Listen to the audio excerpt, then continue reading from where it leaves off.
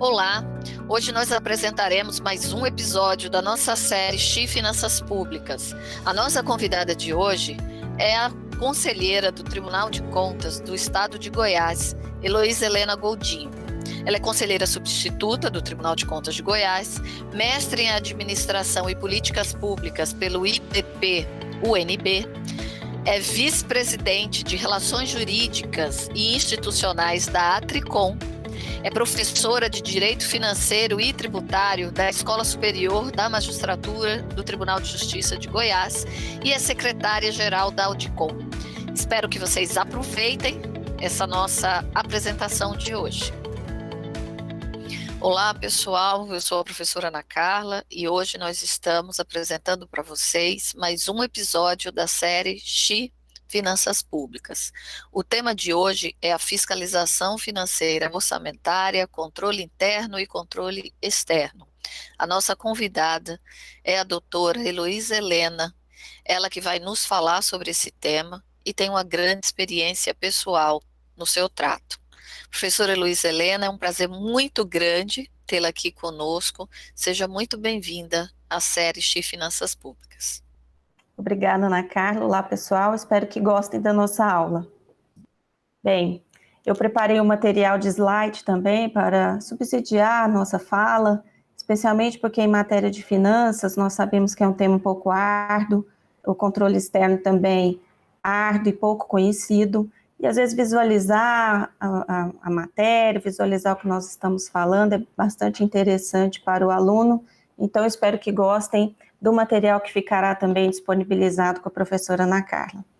Nós começamos aqui a nossa fala para contextualizar o controle, é muito importante tratar da atividade financeira, eu sei que essa aula já foi dada, ministrada por uma professora muito preparada, mas é preciso só relembrar que a atividade financeira orçamentária envolve a obtenção, gestão de recursos e aplicação desses recursos, e dentro de cada uma dessas fases, então lá na obtenção, quando se busca encher os cofres, vamos dizer assim, né, de recursos, de dinheiros, para que possamos fazer face à execução das políticas públicas, à execução das despesas, é preciso, nessa mesma obtenção, durante a arrecadação, seja de tributos, seja de receitas próprias, né, exploração do patrimônio, é preciso que haja um planejamento, é preciso que essa arrecadação, essa obtenção também seja executada adequadamente, mas essa arrecadação, essa obtenção também é controlada, também é objeto de controle. O mesmo acontece com a gestão dos recursos do patrimônio, o mesmo acontece com a aplicação dos recursos. Nós estamos mais acostumados a ouvir a presença do controle na aplicação dos recursos, que é a despesa pública, licitações, despesa de pessoal, todas essas aplicações de recursos que nós conhecemos por aí. Mas, na verdade, o controle ele atua em todas as fases da atividade financeira. É possível vislumbrar o controle na obtenção de recursos, por exemplo, na verificação dos benefícios fiscais que são concedidos, na verificação orçamentária se a obtenção está prevista adequadamente no orçamento, a gestão de recursos e do patrimônio também, o controle é bastante presente, como é o caso, por exemplo, da realização de obras, da manutenção dos espaços públicos, né? Então, a todo tempo o controle é visto aí na atividade financeira. Eu costumo brincar que fiscalizar o orçamento e a atividade financeira é fiscalizar se todas essas pessoas comeram desse bolo. Na verdade, nós sabemos que o orçamento é escasso, né?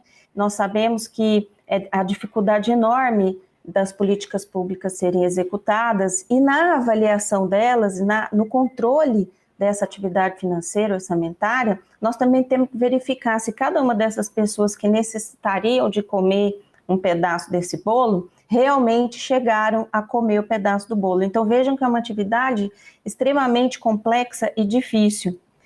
Mas a existência do controle garante uma organização geral, garante que a administração, no seu aspecto financeiro e orçamentário, funcione bem. Porque se não temos o controle, temos o descontrole, olha o desastre que seria a administração pública, sem órgãos, seja de controle interno, seja de controle externo, sem órgãos que verificassem se todas as atividades estão sendo bem executadas, estão sendo bem planejadas.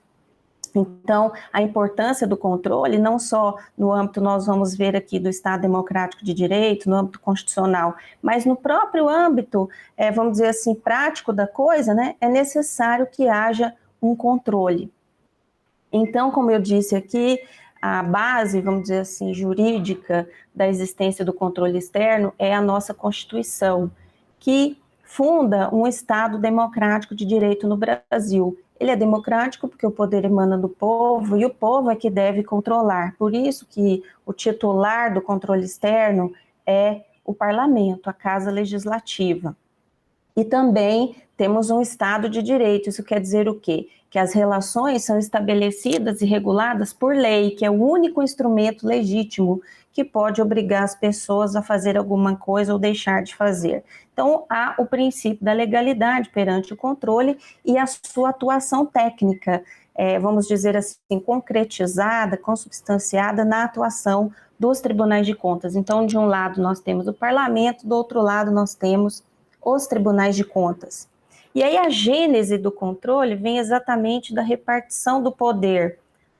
Vocês já sabem, isso é de conhecimento geral, que o poder está tripartido. Nós temos um poder legislativo, poder executivo e poder judiciário, todos conhecem essa realidade do Estado brasileiro, não é uma característica, vamos dizer assim, só nossa, e exatamente essa tripartição traz como fundamento do controle a existência, a necessidade de freios e contrapesos. Isso quer dizer que um poder está sempre ali controlando o outro. E dentro desse sistema de freios e contrapesos, quer dizer, um freando o outro, um sopesando aqui, um avança mais, um avança menos, nós temos a prestação de contas. A prestação de contas de governo e a prestação de contas daqueles gestores que se envolvem com os recursos públicos.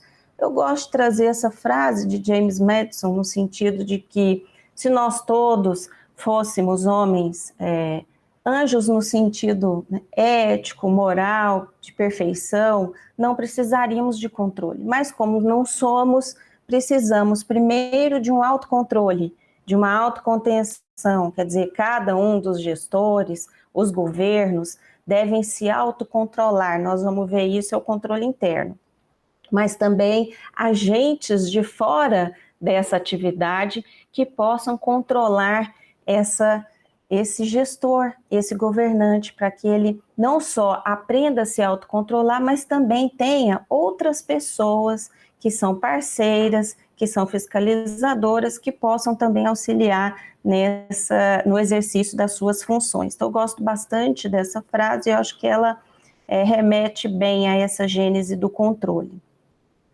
Tanto assim que controlar e prestar contas são dois lados da mesma moeda.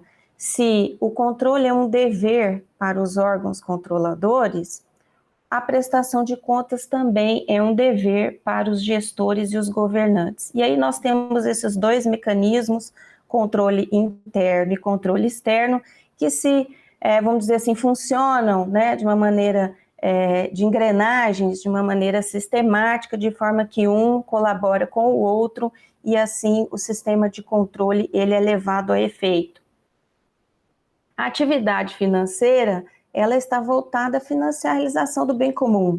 Quer dizer, as despesas e as receitas todas estão voltadas a atender aquelas necessidades públicas, necessidades sociais, sejam elas primordiais ou secundárias, mas está voltada, desde o seu planejamento até a execução, à realização desse bem comum. Então, a criação do sistema de controle, a existência de um sistema de controle, seja ele interno ou externo, também visa garantir que esse comportamento dos gestores, dos administradores, alcancem esses resultados. Então, que os valores públicos, os benefícios, sejam entregues à população. Então, educação, saúde, segurança pública, habitação, todas essas políticas, todas essas demandas que a sociedade tem, é necessário, então, que o órgão de controle tenha em vista que a finalidade da execução financeira orçamentária, do planejamento financeiro orçamentário, é exatamente realizar o bem comum. E aí, dentro desse aspecto, tanto o controle interno quanto o controle externo, nós trazemos alguns mecanismos de controle aqui no material para que vocês entendam que todos esses mecanismos são aplicáveis para o controle interno, para o controle externo. Então, os dois têm que atender a um controle de legalidade ou de conformidade, que é aquele controle que a gente verifica se o ato administrativo, os contratos, né, as ações administrativas, os demonstrativos contábeis, toda aquela atividade financeira orçamentária estão de acordo com as leis de regência. E aí nós temos aí a Lei de Responsabilidade Fiscal, Lei 4.320, a própria Constituição e os orçamentos públicos. Todos esses temas que eu sei que fazem parte desse ciclo de finanças públicas. E aí tem o controle de mérito, que é um controle um pouco mais complexo, um pouco mais polêmico, né? Porque é quando o órgão de controle, seja ele interno ou externo, ele com base nos parâmetros de conveniência, oportunidade que o gestor utilizou para a sua tomada de decisões, verifica se as metas estão sendo cumpridas, né? Aquelas metas que foram instituídas no orçamento público, seja na LDO, na LOA, no PPA, vocês já devem ter visto isso aqui na nossa série de aulas. Então, se essas metas estão sendo observadas, se elas estão sendo cumpridas.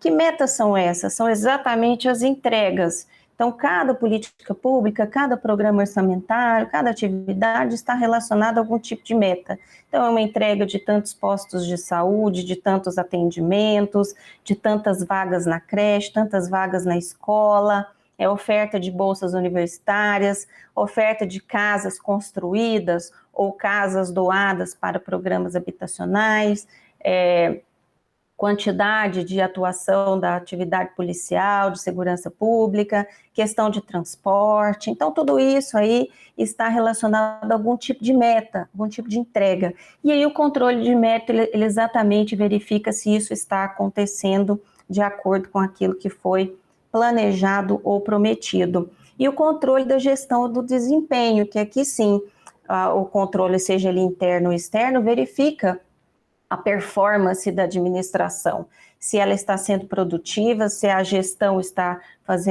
acontecendo corretamente, vamos dizer, está fazendo tudo aquilo que deve fazer, é o controle do resultado propriamente dito. Então, um é das metas que foram instituídas, o outro é do resultado da gestão. Então, aqui envolve economia, economicidade dessa gestão, se as questões financeiras, a responsabilidade fiscal está sendo obedecida, a questão toda operacional da administração, então a performance, servidores, se eles estão atuando adequadamente, se a governança está sendo obedecida, verificada, ou até mesmo aplicada naquela gestão específica. Então vejo que é um universo enorme de situações em que o controle atua com esses mecanismos de legalidade, mérito e desempenho.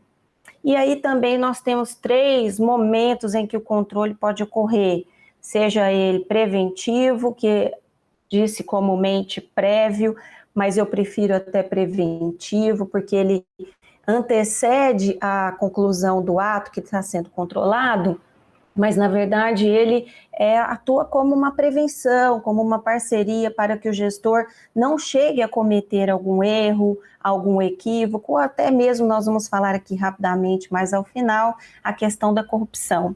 O controle concomitante, que é aquele que acontece durante a execução do ato, durante a ocorrência do ato, e o controle posterior, que é aquele que acontece só depois que o ato já foi praticado ou concluído.